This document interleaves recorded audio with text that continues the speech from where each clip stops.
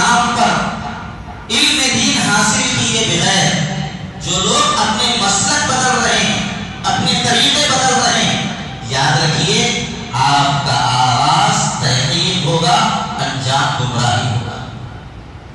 ابتدا تو تحقیق ہے، اس کا اختتام اور اس کا انجام گمراہی۔ یہ جتنے شہید پکڑے جا رہے ہیں یہ پورے اس میں سے 90% تعداد ایسے لوگوں کی ہے جو اپنے مسلک بدلے ہوئے تھے۔ پہلے وہ کسی مسلک کے تھے، بعد میں کوئی اور مسلک انہوں نے قبول کیا۔ فیاض کے فتنے میں جتنے پکڑے جا رہے ہیں 80% غیر مقلدین ہیں، پہلے ایک مسلک کے تھے، تحقیق کے نام پر ان لوگوں نے مسلک بدلا۔